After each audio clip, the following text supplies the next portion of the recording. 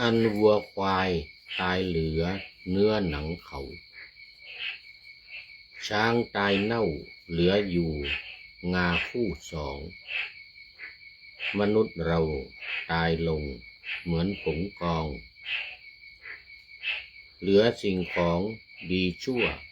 ติดตัวไปขอถวายความน้อมน้อมแด่พระรัตนตรัยมีพระพุทธเจ้าเป็นต้น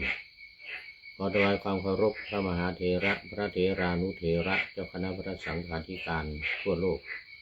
มีพระเดชพระคุณพระธรรมเสนาบดีเจ้าคณะภาค7วัดพระธาตุดอยสุเทพเป็นต้น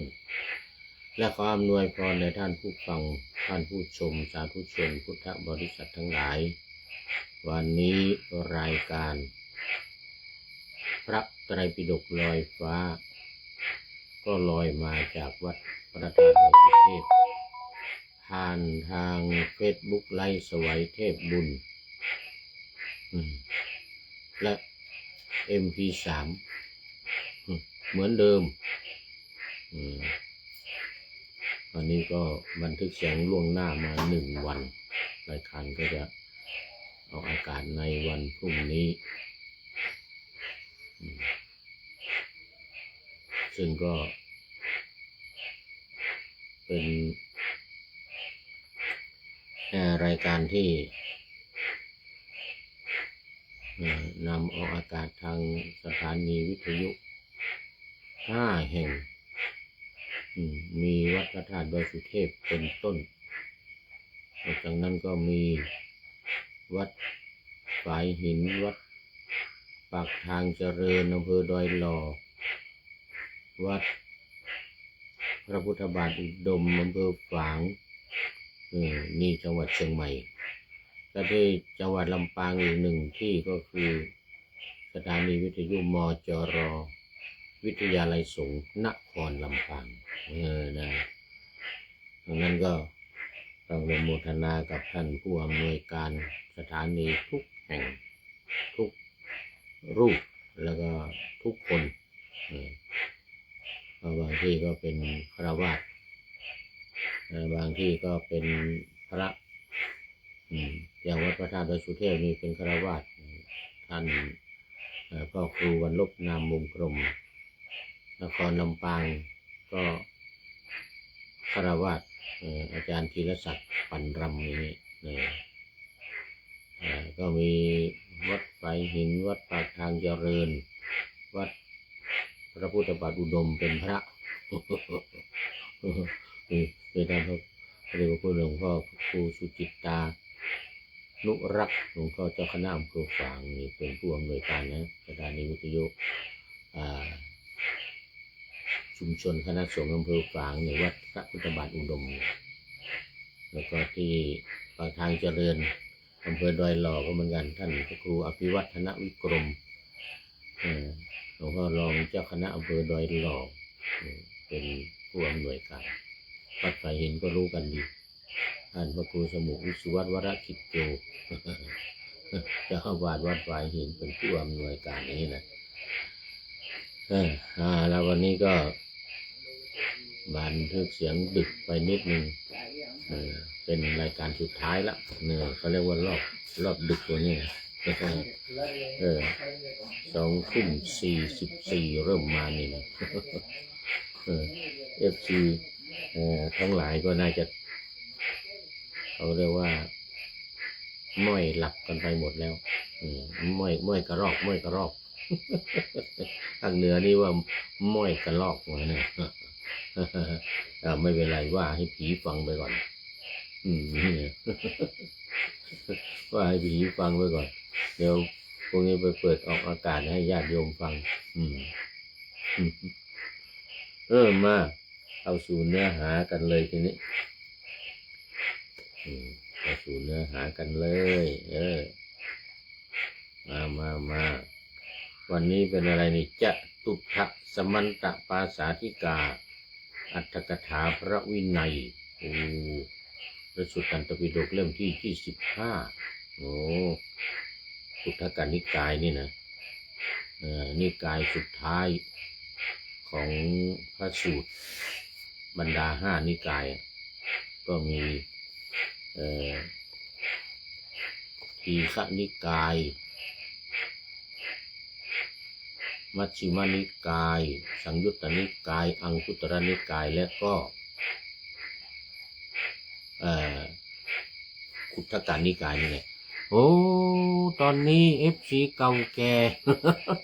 เข้ามาแล้วเข้ามาแล้วนึกว่าไม่มีใครวะนี่พี่เนติแก้วเคนโอ้เขตลาดบูรณะฝนตกหรือเปล่าน้อนี่ฟังที่นี่เขามีกบมีเขียดร้องอยู่นี่เขาแป๊กอย่างเงี้ย ทางเขตลาดบูรณะกรุงเทพนี่มีเสียงเขียดเสียงกบอย่างนี้หรือเปล่าเนี่ย แล้วจะมีเหมือนกันแต่มันไกลเนาะมันจะไกลบ้านพี่เนติโอ้กราบนมัสการครับอาจารย์เหมือนกันนะโอ้โหนี่นานเลยกาเลแล้วนี่หลายเดือนแล้วนี่โอ้เดือนนี้เมื่อไม่กี่วันก็เข้ามาทีหนึ่งนะ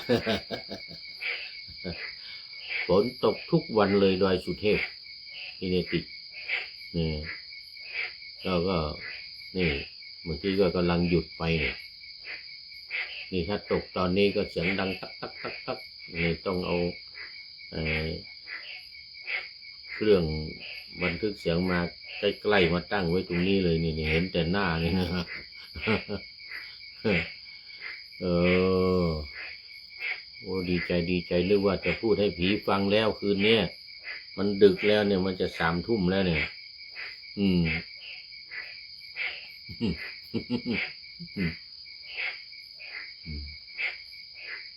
แต่รายการนี้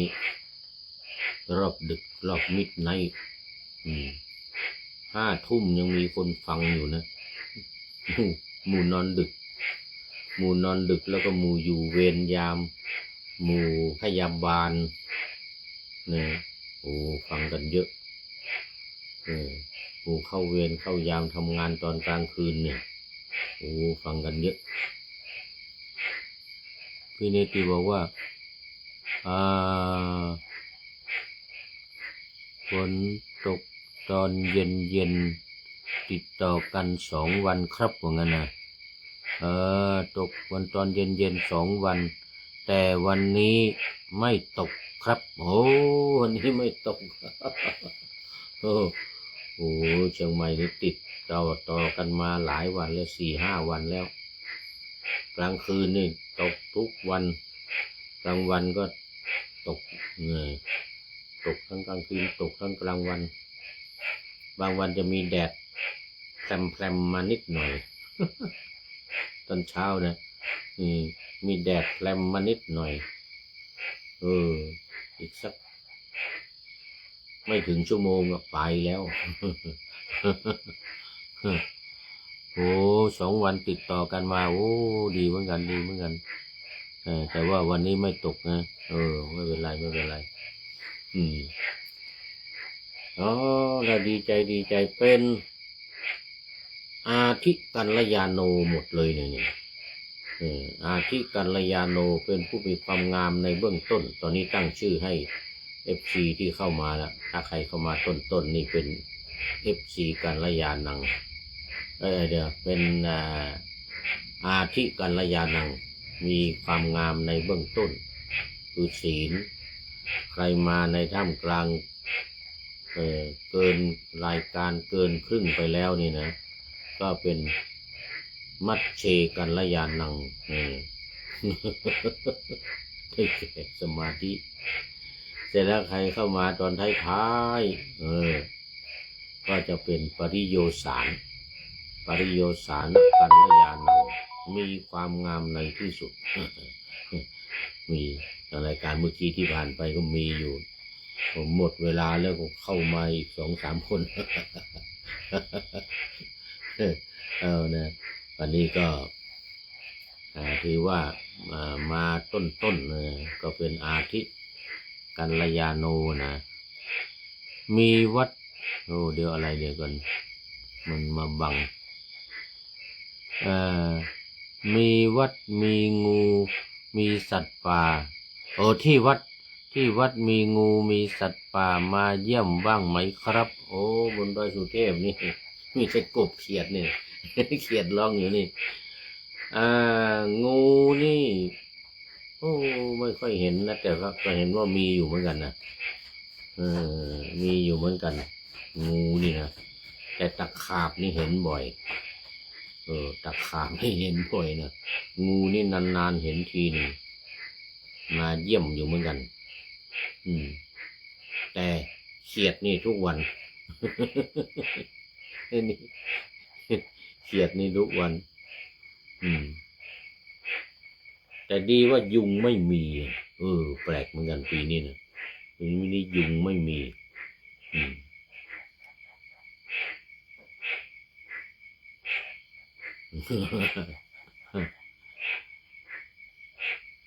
สัตว์ป่าอย่างอื่น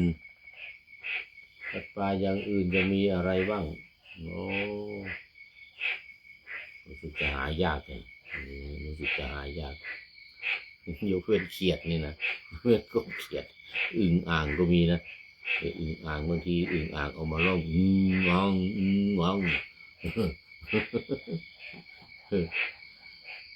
เอามาโอ้โมทนาเอาละคราวนี้พระไตรปิฎกเล่มที่25เล่มแรกของขุททกนิกาย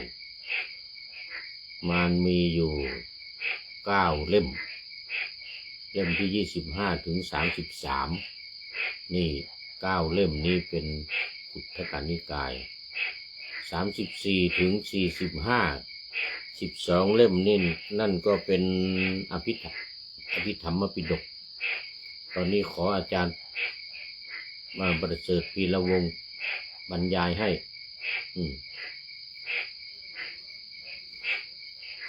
เป็นอภิธรรมบัณฑิตบรรยายเก่งเรื่องอภิธรรมเลยนะแล้วก็พระสูตรนี่เล่มที่9ถึง33เนี่ยพระสูตรนี่นะ25เล่มเรามาทบทวนพูดสู่กันฟัง25เล่มถ้าจะฟังรายละเอียดมากหน่อยต้องไปฟังของท่านเจ้าพระคุณสมเด็จพระพุทธโฆษาจารย์หลวงพ่อประยุทธ์โตท่านสรุปเนื้อหาของพระไตรปิฎกลงมาไว้ทั้งหมดเลยว่าให้ฟังทั้งหมดเลยได้เนื้อหาดีมากของหลวงท่านอาจารย์ประยุทธ์โตว่าตั้งแต่วินัย8เล่มนะวินัย8เล่มที่1ถึงเล่มที่8อธิบายย่อๆให้ฟังหมดแล้วก็9ถึง33 25เล่มเป็นพระสูตรแล้วก็อภิธรรม34ถึง45อันนี้ชุด45เล่มนะเท่ากับพระชนมายุของสมเด็จพระบรมศาสดาสัมมาสัมพุทธเจ้าหลังจากตรัสรู้แล้วพระองค์ทรงเผยแผ่ธรรมอยู่45พรรษาอยู่สาวัตถีเยอะกว่าเพื่อน19พรรษา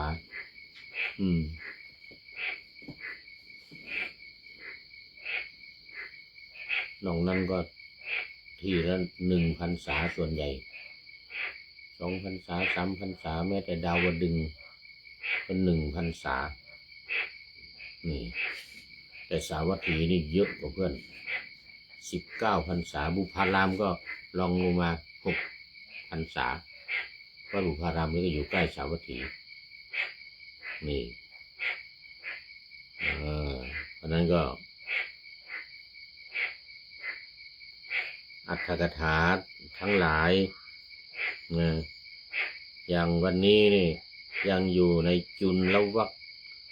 ควันนาจุลวรรควันนาอัตถกถาพระวินัย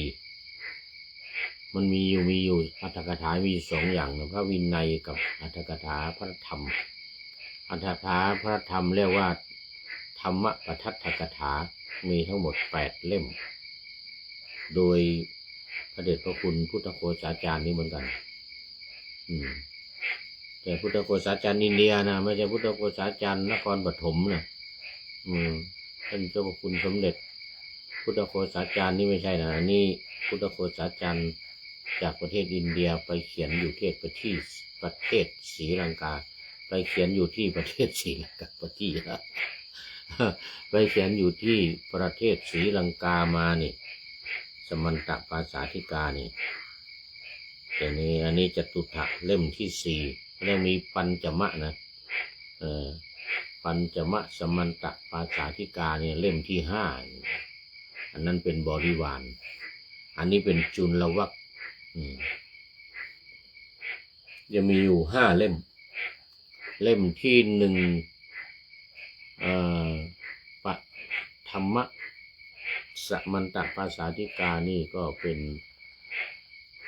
เริ่มเรื่องเกี่ยวกับปาราชิกสิกขาบทมาเนี่ยเป็นอัตถกถานะส่วนเรื่องเล่มจริงพระวินัยจริงต้องเป็นเล่มที่1ถึงเล่มที่8อันนั้นนี่เล่นตั้งแต่ปาราชิกรายละเอียดมาส่วนอัตถกถานี่นำมาอธิบายเป็นบางช่วงบางข้อที่มันยากนำมาอธิบายเท่านั้นเองเอามาดูวันนี้เรื่องอะไรหนอแลภิกขุณีขันธกะวันนาโอ้โหนี่เรื่องภิกษุณีจะบวชนี่ก็ไม่ใช่ขี้ไก่นะมันไม่ใช่ของง่ายๆนะนี่ห้ามด้วยนะพระพุทธองค์เนี่ยนะ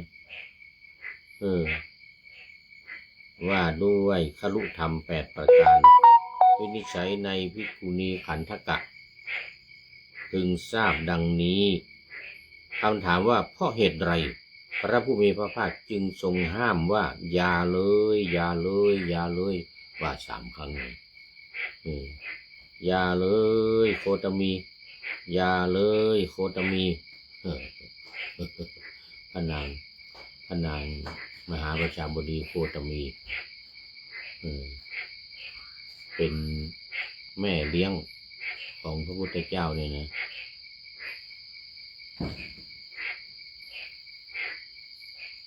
หลังจากประสูติได้7 วันเนี่ยพระนางสิริมหามายาก็ที่วงคตไปอยู่บนสวรรค์ชั้นดุสิตรอพระพุทธเจ้าไปแสดงธรรมให้ฟังจาก7 วันมาจนถึงโตขึ้นออกผนวดนี่นะพระนางมหาประชาบดีโคตมีนี่เป็นผู้ทรงดูแลเลี้ยงดูเขาเรียกว่าถ้าบ้านเรานี่เรียกว่าเลี้ยงมาตั้งแต่ตีนเท่าฝาหอยอะไรถึงน้องนี่นะเลี้ยงมาแต่ตีนเท่าฝาหอยนี่เป็นข้ออ้างที่ฉลาดมากเลยของพระนางมหาประชาบดีโคตมีเนี่ยให้พระอานนท์ไม่ได้พูดเองด้วยนะให้พระอานนท์ไปพูดให้ผมคิดวางแผนมาตั้งแต่กบิลพัสดุเดินเท้าเปล่าจากกบิลพัสดุมานะ380 กิโลเมตรเนี่ยถึงไวสาลีเนี่ยนะกบิลพัสดุถึงไวสาลีเนี่ยเดินมาหลายเดือนเป็นเดือน2 เดือนกว่าเนี่ยกว่าจะถึงไวสาลีนะนุ่งห่มผ้ากาสาวพัสมาเลยสีกลักเลยนุ่งห่มผ้ากาสาวพัสมาเลยบิณฑบาตมาด้วยยังไม่ได้บวชนะยังไม่ได้บวชห่มผ้ามาก็บิณฑบาตมาเนี่ยมีคนใส่บาตร มีคนใส่บาตรให้กินเนี่ยโอ้ดีแล้วเนี่ยเออตอนอยู่ที่กบิลพัสพระพุทธองค์ก็ทรงห้ามเนี่ยอย่าเลยโคตมีโคตมีเอออย่าเลยบรรพชาของมาตุคามเนี่ยอย่าเลยมันลำบากจะไปเที่ยวนอนกลางดินกินกลางทรายได้ยังไงเลยนะเรื่องราวมามีตั้งแต่สมัยพระพุทธเจ้าเป็นกษัตริย์แล้วนะเรื่องห้ามผู้หญิงบวชนี่นะอันนั้นห้ามเด็ดขาดเลยพี่ชายของกษัตริย์ในครั้งแรกเลยนะเป็นครั้งแรกเลยของพระพุทธเจ้าพระพุทธเจ้านี่เป็นผู้หญิงตอนนั้นนะเป็นผู้หญิงแล้วพระเชษฐาเสด็จออกบวชไปเป็นพระปัจเจกพุทธเจ้าอยู่ในป่านู่นตุ้ยนุ้ยบิณฑบาตฉันเสร็จแล้วก็นอนเอกเขนกไม่ทำอะไรเพราะว่าบรรลุแล้วก็ไม่สอนใครด้วยคราวนี้น้องสาวสิ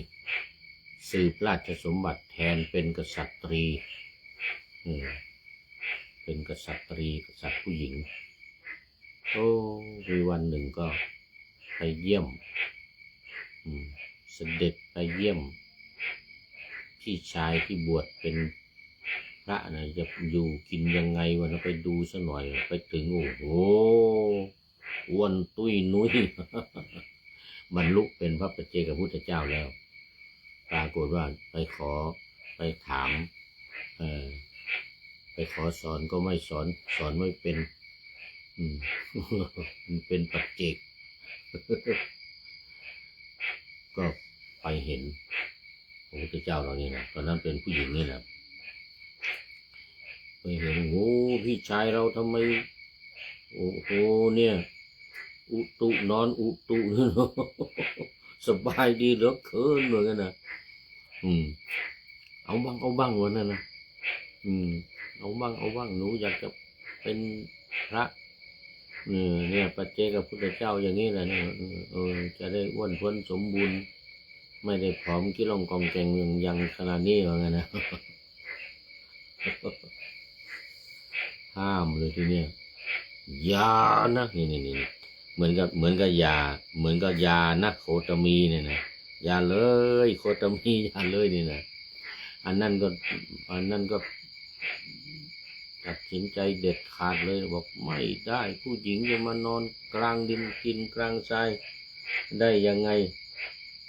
ลำบากลำบนแล้วก็เป็นเพศ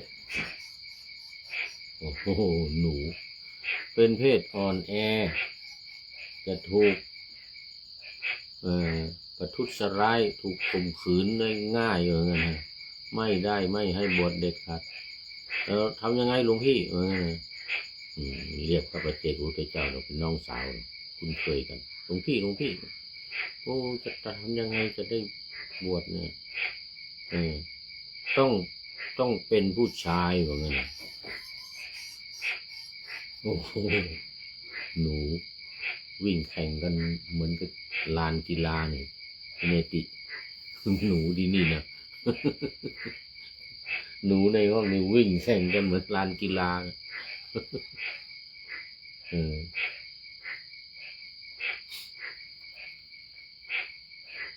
ต้องอธิษฐานให้เป็นผู้ชายก่อนแล้วจึงบวชได้อย่างนั้นนะถ้าเป็นผู้หญิงห้ามเด็ดขาดเลยตั้งแต่นั้นมาเริ่มอสงไขยแรกเลยนะ20อสงไขยแสนกับเนี่ยเริ่มครั้งแรกเลยทีเดียวเริ่มครั้งแรกโอ้โหเริ่มครั้งแรกเลยที่จะเป็นอยากจะบวชเอาแค่อยากจะบวช แต่ต่อมาก็อธิษฐานเป็นพระพุทธเจ้าอย่างว่า ครั้งแรกเลยเนี่ยเอาแค่อยากจะบวชเอาน้ำมันงามาแล้วก็เอามาใส่ในถ้วยแล้วเอาได้นี่นะมาทำตีนกาใส่เข้าไปใส่เข้าไปไม่ใช่ถ้วยธรรมดาถาดทองคำก็เป็นกษัตริย์นี่เป็นกษัตริย์โอ้โหทรัพย์สมบัติเยอะแยะเอาถาดทองคำมาเลยทางนี้ก็หนูทางนี้ก็เขียด นี่เนติโอ้หนูกัดกันใหญ่เลย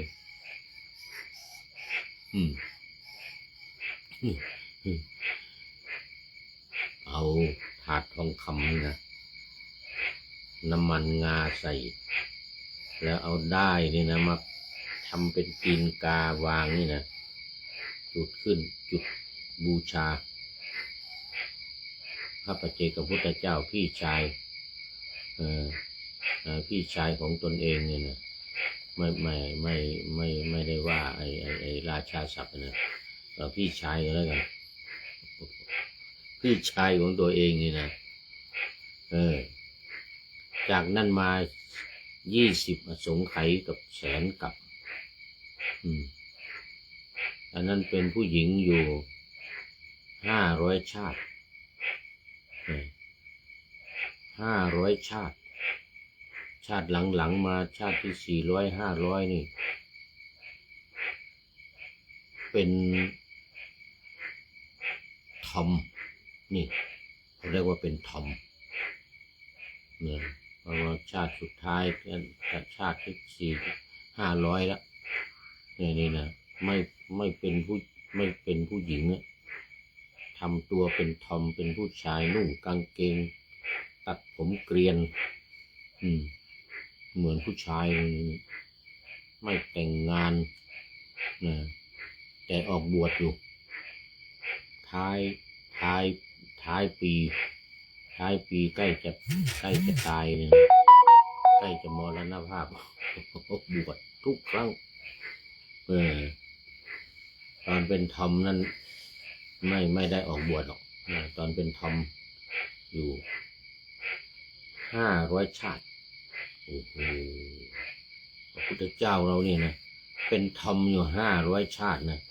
ยังไม่ได้ร่างเป็นผู้ชายนะพอหมดจากเป็นทอมแล้วเนี่ยจึงได้ร่างเป็นผู้ชายเนี่ยได้ร่างเป็นผู้ชายแล้วก็โอ้ผิวพรรณยังละเอียดอ่อนนุ่มนวลเหมือนผู้หญิงแต่ได้ร่างผู้ชายละนี่แกว่าทั้งร่างกายทั้งจิตใจยังไม่เข้มแข็งก็เลยอ่อนแอนเหมือนผู้หญิงเป็นกระเทยเหมือน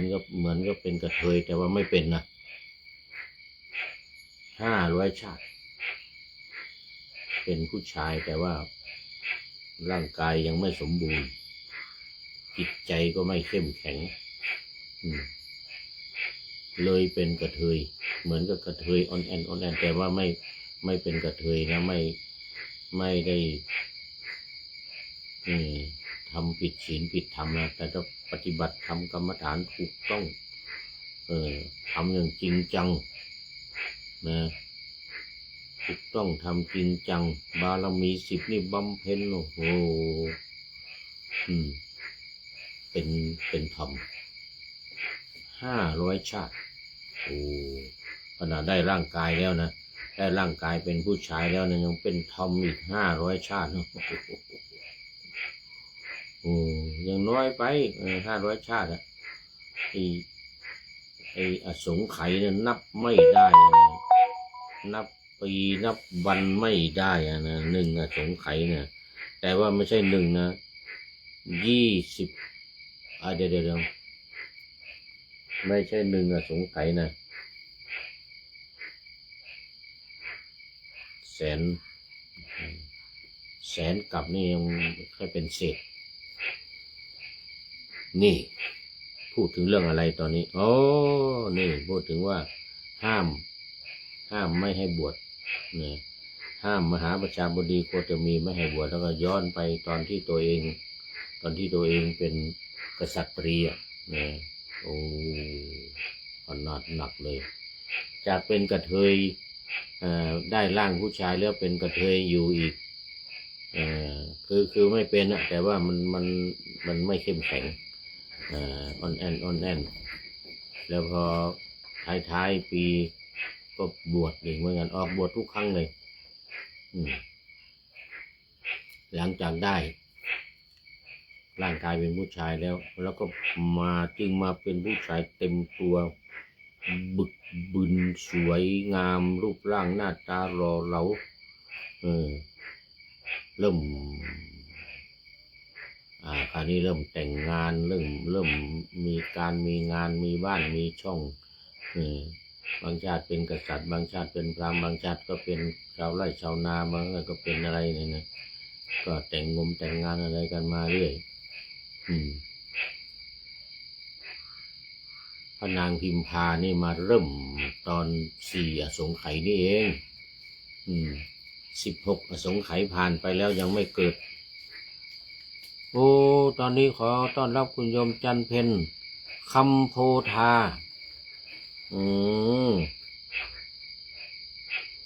คุณโยมจันเพ็ญคำโพธาจากจังหวัดลำปางเป็นมัชเชกัลยาณีแล้วเกินครึ่งแล้วนี่รายการมาเกินครึ่งแล้วเกินครึ่งมา1 นาที เกินครึ่งมา1 นาทีได้เป็นมัชเชกัลยาณีผู้มีความงามในท่ามกลางได้แก่สมาธิคุณโยมจันเพ็ญคำโพธาบอกกราบหลวงพ่อสาธุสาธุสาธุสาธุเจ้าอันนี้นะโอ้ยังไม่นอนนะนี่ยังดึกFC ตัวจริง FC ตัวจริงFC ตัวจริงนี่นะอันนี้คราวนี้พอ4 อสงไขยเนี่ยเหลือเหลืออีก4 อสงไขยนะไอ้ที่นับไม่ได้นะ4 ครั้งแล้วก็อีก100,000 กับนี่นะตอนนั้นเนี่ยก็เลยมาเริ่มอธิษฐานขออธิษฐานขอร่วมกับดาบทเดี๋ยวตอนนั้นเป็นสุเมธดาบทสุเมธเนี่ยเป็นสุเมธดาบทนี่ก็เอาดอกไม้เอาอะไรพระนางพิมพาเนี่ยนะตอนนั้นนะเอาดอกไม้เอาไปบูชาและอธิษฐานขอร่วมกับบำเพ็ญบุญบำเพ็ญกุศลร่วมกับสุเมธดาบทเนี่ยนะตอนนั้นสมัยพระเจ้าทีปังกรสมัยพระพุทธเจ้าทีปังกรทรงพยากรณ์พุทธองค์ว่าอีก4 อสงไขย100,000 กับจะได้เป็นพระพุทธเจ้านามว่าโคตมะเป็นโคตรนะโคดมส่วนสักยะนี่มันเป็นนี่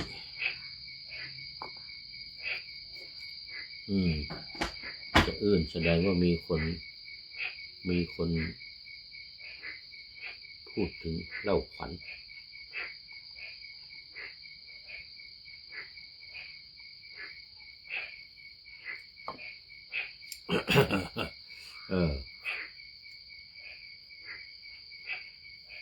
จากนั้นมาก็ร่วมบำเพ็ญบุญบำเพ็ญกุศลร่วมกันมาเรื่อยบางชาติก็ได้แต่งงานกันนะอยู่ร่วมกัน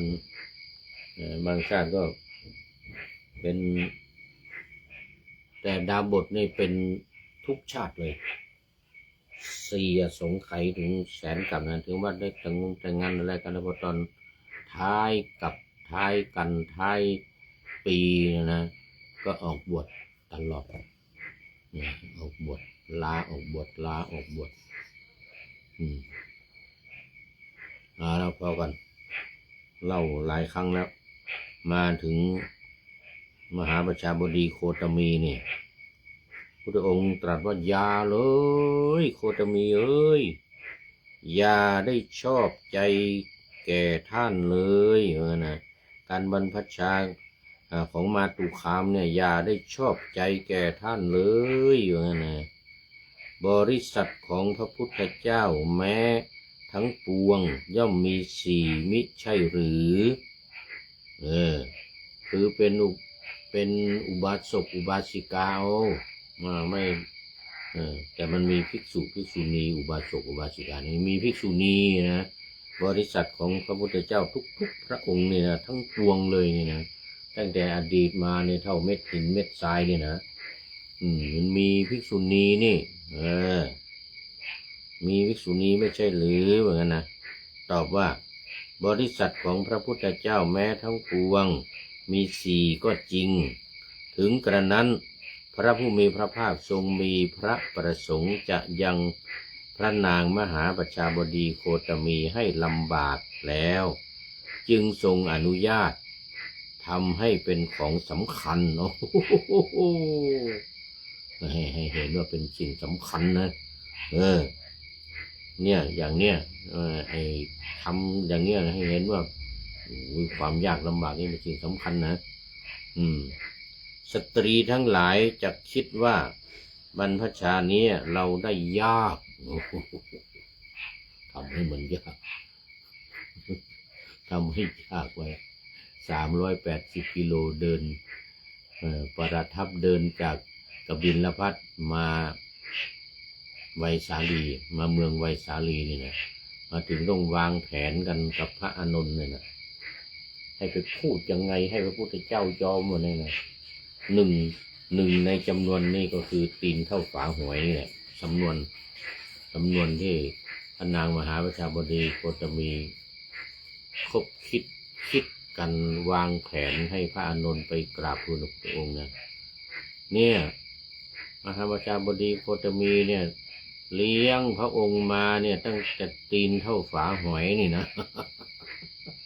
จำนวนสำนวนวิเนติเด็กตีนเท่าฝาหอยนี่นะเป็นสำนวนจริงใหญ่เท้าใหญ่กว่าพระพุทธเจ้าเนี่ยไม่ใช่ฝาหอยนะเป็นการเปรียบเทียบสำนวนเท่านั้นเองคือสำนวนว่าเลี้ยงมาตั้งแต่เล็กๆว่างั้นเลี้ยงมาตั้งแต่เล็กๆตัวเท่ามดเท่ายุงเปรียบเทียบอย่างนี้วางแผนอย่างนี้ให้พระอานนท์ไปพูดว่าพระพุทธองค์เนี่ยทรงแสดงธรรมเรื่องกตัญญูกตเวทีไม่ใช่หรือทำท่าถามไปถามพระพุทธเจ้าพระอานนท์นี่นะพระพุทธเจ้าก็จริงไม่ใช่ไม่จริงตรัสแล้วด้วย เพราะฉะนั้นว่างั้นพระนางมหาประชาบดีโคตมีเนี่ยให้กระหม่อมมากราบทูลพระพุทธองค์ว่าขอจงได้มีความกตัญญูกตเวทีต่อผู้มีพระคุณเหมือนกับสอนคนอื่นว่านะวางแผนนะอะไรโคตมีนี่นะมาก็ห่มผ้ามาแล้วเนี่ยห่มผ้ากาสาวพัสมาตั้งแต่กรุงกบิลพัสนะพร้อมกับสากิยานีทั้งหลาย3 4 500นะจะมากจะน้อย500ไปก่อนนี่อาจจะเกินก็ได้สากิยานีทั้งหลายเดินมาด้วยความยากลำบากนอนกลางดินกินกลางทรายบิณฑบาตมาด้วยยังไม่ได้บวชบิณฑบาตมาด้วยไม่มีอะไรกินเลยบิณฑบาตมาขอกินมาเหมือนกับบวชแล้วเนี่ยนุ่งผ้ากาสาวพัสเหมือนกับ เหมือนกับอายุ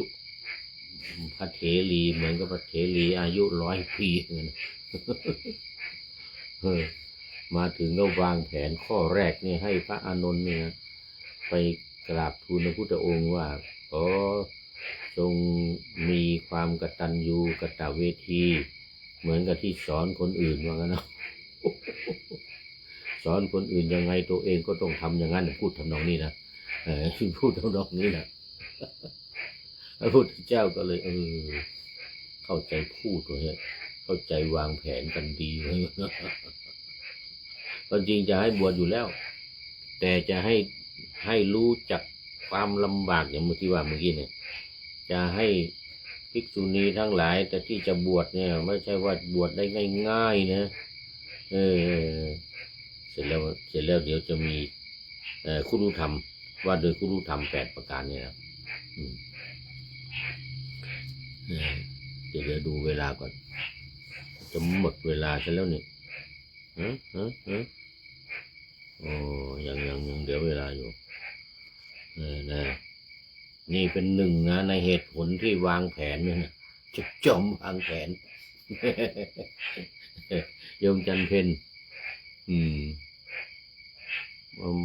มหาประชาบดีโคตมีนี่จอมวางแผนนะจอมแผนพระพุทธองค์สอนคนอื่นเนี่ยให้เป็นคนมีความกตัญญูกตเวทีไม่ใช่หรือเหมือนเขาไปถาม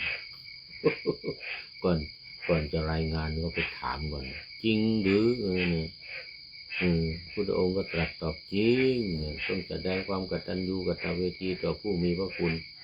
เพราะฉะนั้นขอพระองค์เนี่ยแสดงความกตัญญูกตเวทีต่อพระนางมหาประชาบดีโคตมีผู้เป็นแม่เลี้ยงพระพุทธองค์มาตีนเท่าฝาหอยนี่นะเป็นหนึ่งในเหตุผลที่พุทธองค์ยอมเลยยอมมึงนะมีเหตุผลดีนี่วางแผนมาดีนี่ วางแผนมาดีมากโยมจันเพ็ญโอ้นี่วางแผนมาดีมากเลยก็เลยยอมไป1 ข้อนะ1 ข้อต่อไปอีกข้อหนึ่งข้อที่2คำถามอีกแล้วยิงคำถามก่อน ยิงคำถามก่อนตอนนี้พระพุทธองค์ยอมมา1 ข้อละยอมให้บวชยอมให้ภิกษุณียอมให้บวชเนี่ยนะ1 ข้อละข้อ2ว่ามาว่าไงนะวางแผนยังไง บอกว่าวางแผนข้อ2ให้บอกว่าถามยิงคำถามผู้หญิงเนี่ยถ้าปฏิบัติถ้าได้บวชแล้วปฏิบัติเนี่ยจะได้บรรลุไหมว่านะมีไหมแล้วจะได้บรรลุไหมนะโอ้โหจนแต้มเลยทีเดียวพุทธเจ้าจนแต้มเลยก็อะไรผู้หญิงที่ปฏิบัติเนี่ยก็สามารถบรรลุได้ใช่ไหมพุทธองค์ก็ต้องตอบว่าได้เพราะว่าในโลกนี้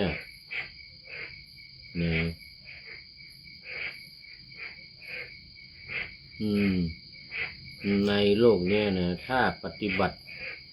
อย่างนี้เราสัมมาวิหารยุงนะสัมมาวิหารยุงนะถ้าปฏิบัติตามมรรคมีองค์8เนี่ยอสุญโยโลโกอรหันเตหิอัสสะว่าไงนะสุดยอดโลกนี้ก็จะไม่ว่างจากความเป็นพระอรหันต์พระอรหันต์จะไม่ว่างจากโลกนี้ว่างั้นเถอะถ้าปฏิบัติตามมรรคมีองค์8 ประการนี่นะสัมมาทิฏฐิเป็นต้นสัมมาสมาธิเป็นที่สุดนี่นะแน่นอนบรรลุเป็นพระอรหันต์ได้แน่นอนเหมือนกันนะเพราะนั้นผู้หญิงเนี่ยถ้าปฏิบัติตามมรรคมีองค์8เนี่ยก็มีโอกาสบรรลุเป็นพระอรหันต์ได้พ ราะฉะนั้นอย่างนั้นนะ สรุปว่าเพราะฉะนั้นขอพุทธองค์ได้อนุญาตให้ผู้หญิงบวชเถิดเพราะผู้หญิงเมื่อได้บวชแล้วได้บำเพ็ญธรรมปฏิบัติธรรมก็จะสามารถบรรลุธรรมได้เหมือนผู้ชายอย่างนั้นนะจนแต้มอีกเหมือนกันคราวนี้พระพุทธเจ้านี่นะจนแต้มเหมือนกันดูไปดูมา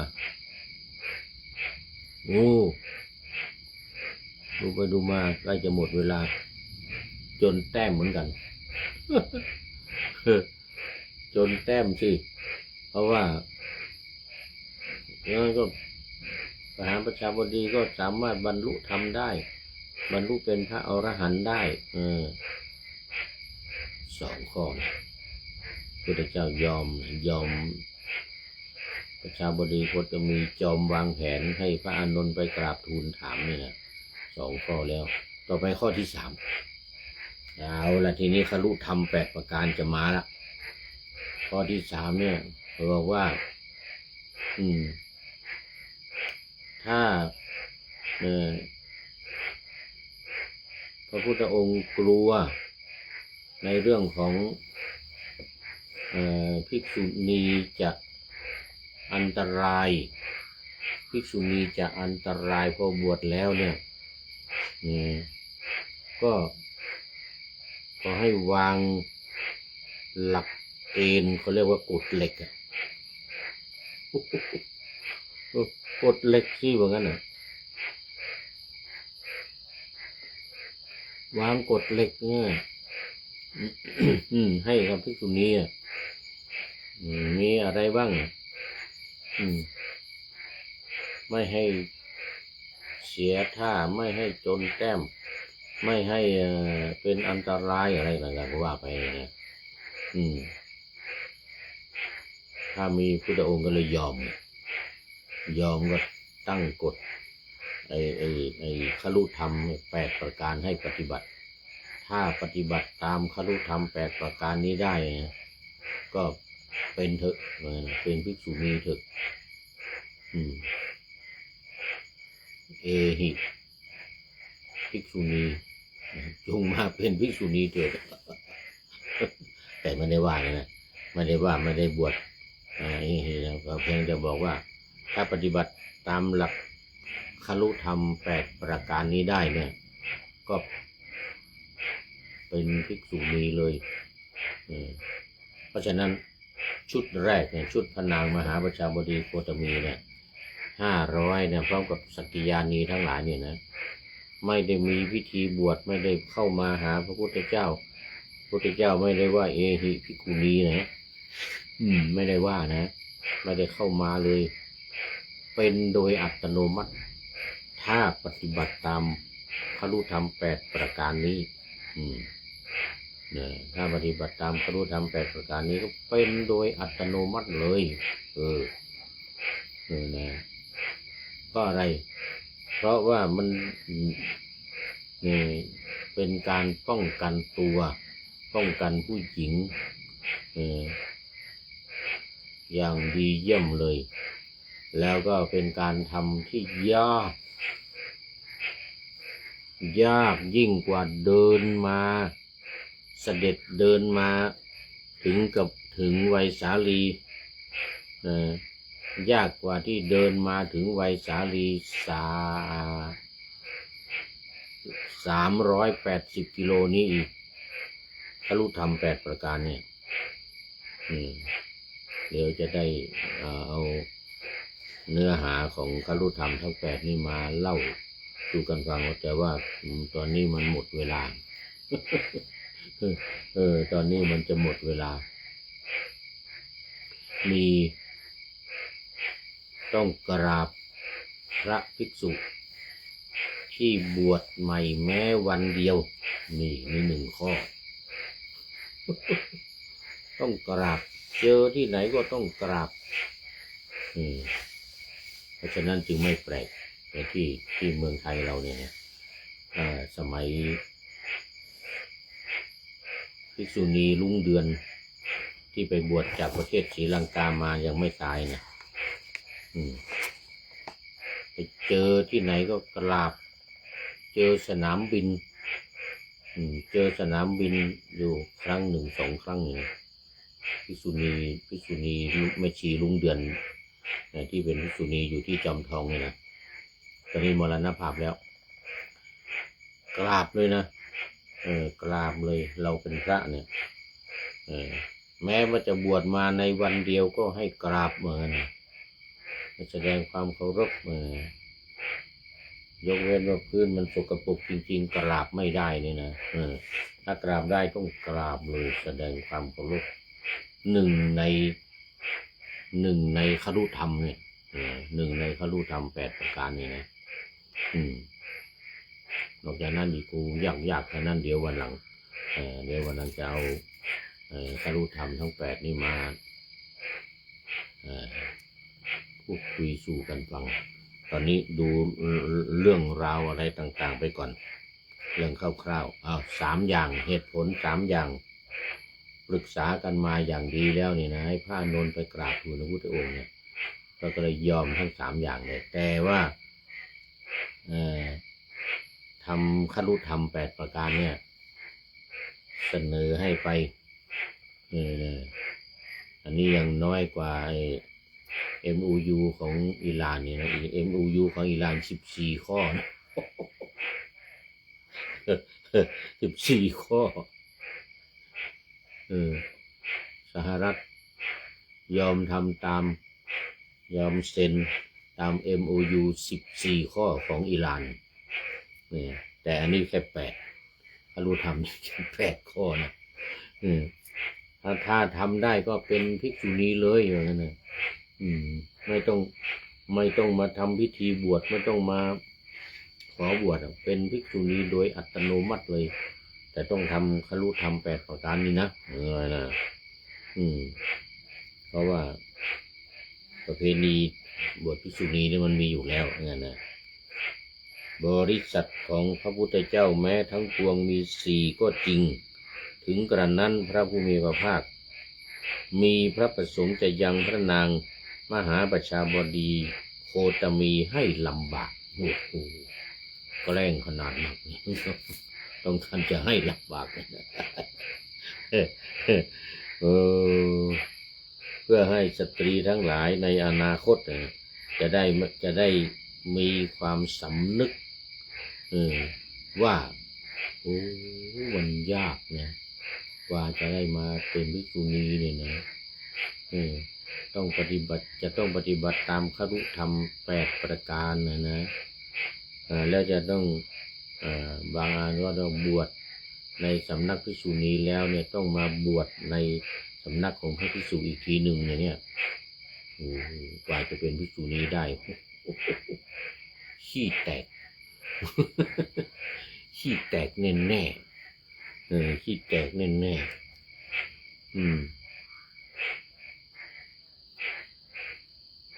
เป็นต้นนะเป็นต้นคาถาว่าด้วยคฤธรรม8 ประการเอาไว้ก่อนหมดเวลาวันนี้หมดเวลามาเห็นไหมมีโยมจันเพ็ญคำโพธาเป็นท่านสุดท้ายนอกจากเป็นกันปริโยสานกัลยาณีแล้วเนี่ยก็ยังเป็นผู้ที่เข้าสู่เส้นชัยของรายการในวันนี้เป็นท่านสุดท้ายโมทนาเป็นอย่างยิ่งเอามาดูอันนี้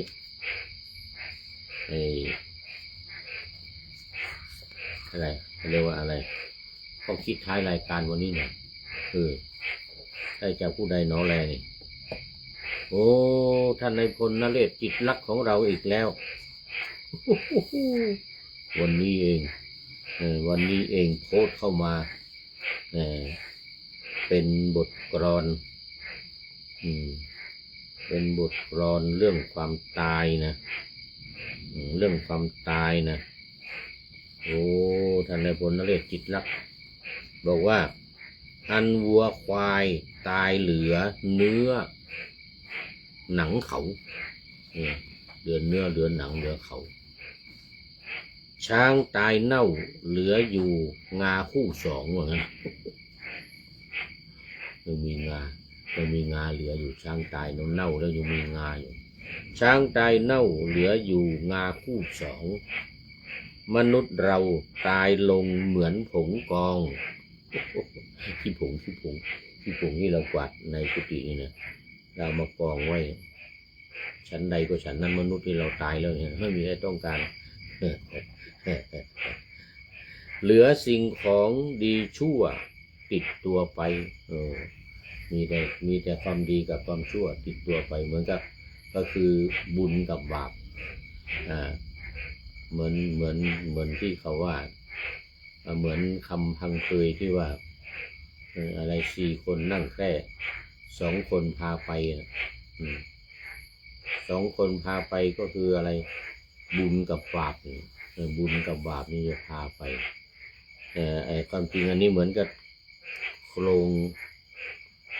นะเหมือนกับโครงของอันนี้นะที่ว่าอะไรโททนเสน่ห์คงสำคัญหมายในกายมีเนี่ยนรชาติวางวายมาลายสิ้นทั้งอินทรีย์สถิตทั่วแต่ชั่วดีประดับไว้ในโลกาเป็นไอ้ที่เป็นโครง4สุภาพเป็นโครง4จำได้ตั้งแต่โททนเสน่ห์คงเนี่ยโททนเสน่ห์คงโททนก็คืองา2 อันเนี่ยทนทันตัดงานี่คือว่าเป็นเขี้ยวของช้างนะงามันเนี่ยเขาเรียกทันตะเหมือนกันโททนเสน่ห์คงสำคัญหมายในกายมีนรชาติวางวายมาลายสิ้นทั้งอินทรีย์บางทีอ่านเป็นนอนนะท่านนอนชาตินี่นอนชาตินี่นะเป็นนรนะนรชาตินี่นะถ้าอ่านเป็นนอนชาติต้องมีตินะนอนชาติติวางวายมาลายสิ้นทั้งอินทรีย์หมายถึงว่ามันจะต้องมี5 คำไงนอนชาติติวางวาย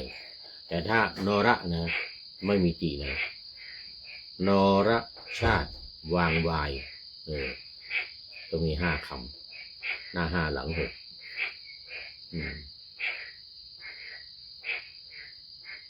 โอ้มันไม่ใช่โครง4สุภาพว่าผิดไปกาบยานีโอ้สมองคิดเถอะกาบยานีเป็นกาบมันจะมีกาบยานีกาบสุรางคนางกาบอะไรนี่แต่กาบยานีนี่มีข้างหน้ามี5ข้างหลังมี6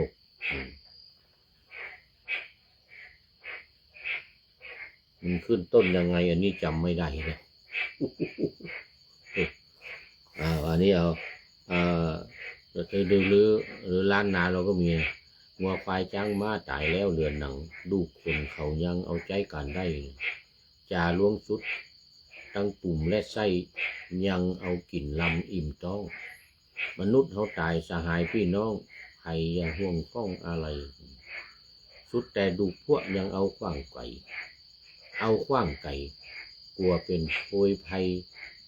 ผีจักหลอกบ้านผีจักหลอกบ้านคนเฮาเกิดมาเมื่อควรดีย่านเมื่อควรขี้ค้านการกระทำดีกันตายไปแล้วดูพวกเป็นผี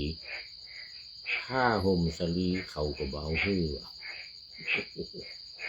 ชุดเตมอนที่ใครสีดำคือตื้อเขาก็บ่หื้อเอาไปตุยความดีเท่านั้นเป็นสิ่งงามสวยจักร่ำจักรวยในภายภาคหน้ามันเป็นคำเมืองคำเมืองเนี่ยอันนี้ก็มีหลายสำนวนนะมีหลายสำนวนแต่อันนี้ของท่านนายพลนเรศ จิรลักษณ์นี่บอกว่าอันวัวควายตายเหลือเนื้อหนังเขาช้างตายเน่าเหลืออยู่งาคู่2มนุษย์เราตายลงเหมือนผงกอง เหมือนขี้ผงเลยนะเหลือสิ่งของดีชั่วติดตัวไปอันนี้เยอะแต่งกันเยอะแต่งกันเยอะตอนนี้ขอบคุณท่านนายพลนเรศจิตรลักษณ์ที่ส่งบทประพันธ์อันนี้เป็นกลอน8เนี่ยมาให้เรื่องดีเรื่องชั่วติดตัวไปอย่างอะไรอย่างอื่นไม่มีทางนั้นต้องทิ้งไว้ในโลกนี้ทรัพย์สมบัติก็ให้แก้วมารุนเอาละโมทนาขอบคุณท่านนายพลนเรศจิตรักไว้นะที่นี้เป็นอย่างยิ่งขอนำพระไตรปิฎกลอยฟ้าไปจากผู้ฟังทั้งหลายในโลกล่างวันต่อไปจะได้จรย้อนกลับมาสู่สถานีใหม่ให้ท่านฟังอย่าลืมเปิดวิทยุหรือเครื่องรับโทรศัพท์โมบายคอมพิวเตอร์ผัง YouTube เฟซเพจไลน์ให้ดังๆเพื่อชมฟังรายการวันต่อไปขอทุกท่านมีความสุขทุกคืนวันนำธรรมะประกอบการงานทั้งหลายเช่นขยันทำงานทางวาจากายใจขวัญขวายกิจการงานนานา